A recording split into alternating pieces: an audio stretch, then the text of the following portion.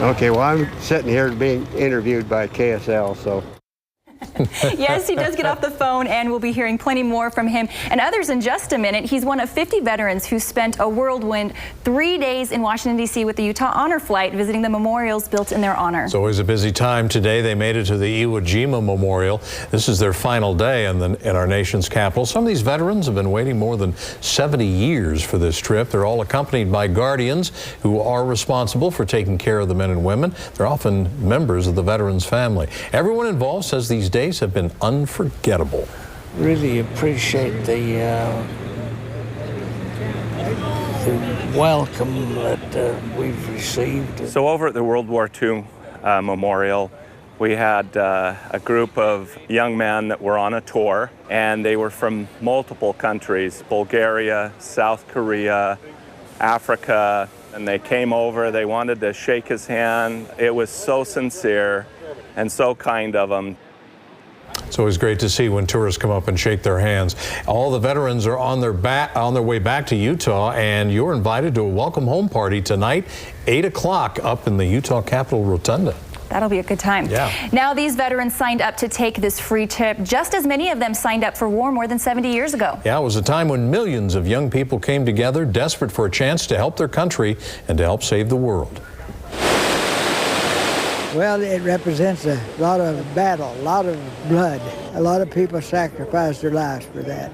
Ben Cogdill, and I was in the Navy. I was on Iwo Jima. I came in a little late, and I wasn't there long. We brought a troop of Marines in. I was a ship's cook. I could get everything I wanted. I want to cry to begin with, but I am thrilled to pieces. I'm just thrilled that we were able to come. My name is Marjorie Campbell, and I was in the Navy. Worked in the commissary store in Annapolis, Maryland, and I did office work.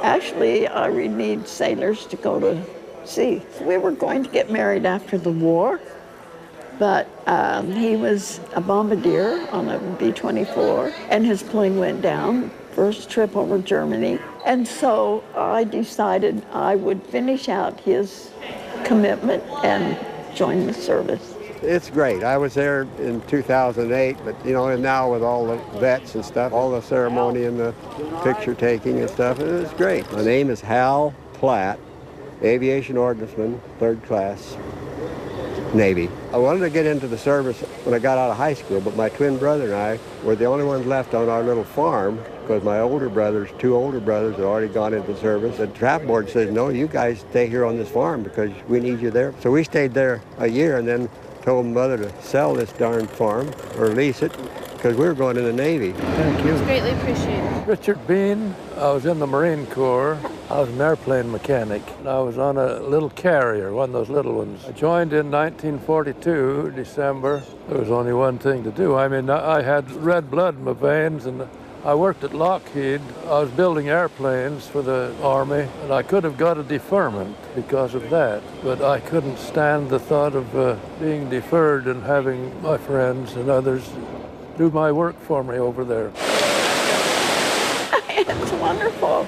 I can't believe all the things people have gone to make it special for us. Well, I wanted to come while I was still able to, you know, get around. I just turned 90. Well, it's the first time I saw it, and it rings a bell. It's a little bit not like holy ground, but kind of sacred for the memory of all those who put their life in danger. Brings back memories.